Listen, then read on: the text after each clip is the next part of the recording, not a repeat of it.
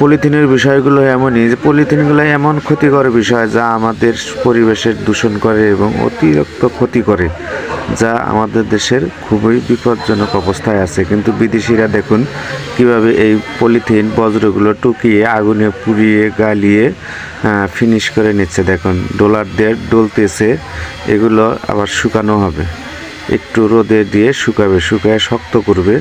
দেখুন সেই পলিথিনগুলো আগুনে জাল করে গলিয়ে নিচ্ছে এবং যে গলানো ডলা দিয়ে টুকরো টুকরো করে নিচ্ছে।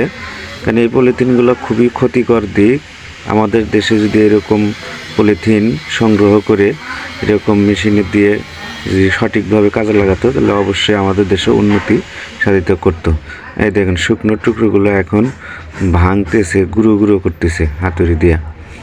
ভাঙার পরে এগুলো আবার মেশিনে দিবে, এই পলিথিনের বজ্রগুলো, যা দিয়ে অন্য কোনো কিছু তৈরি করা হবে, সেগুলো আপনাদেরকে দেখানো হবে। আমি তেমন ভালো বলতে পারতেছি না, তবে কেউ ভালো বলতে পারলে আমাকে অবশ্যই জানাবেন। দেখেন ওই টুকরোগুলো ওই যে মেশিনে দিচ্ছে এবং গুঁড়ো হচ্ছে। সেই পলিথিনের টুকরোগুলো মেশিনে দিচ্ছে। এই দেখুন এই যে গুঁড়োগুলো হচ্ছে, এই গুঁড়ো আবার আরেকটা মেশিনে দিবে, দিয়ে অন্য কিছু তৈরি করবে। আমাদের দেশে এরকম ব্যবস্থা থাকলে অবশ্যই এই বর্জ্য দিয়ে, পলিথিনের বর্জ্য দিয়েই অন্য কিছু তৈরি করা যেত। যেমন দেখুন এই যে আরেকটা মেশিনে ঢেলে দিল সেই গুঁড়োগুলো ঢেলে দেওয়ার ফলে সেই গুঁড়োগুলো ফিনিশ হয়ে অন্যদিকে চলে যাবে। দেখুন কি উন্নত দেশের উন্নত প্রযুক্তিতে যারা কাজ করে তাদের কাজগুলো অবশ্যই ভালো হয়। দেখুন এই যে বর্জ্যপত্র গলিয়ে অন্য মেশিন দিয়ে আবার সুন্দর করে চেয়ার তৈরি হয়ে উঠবে।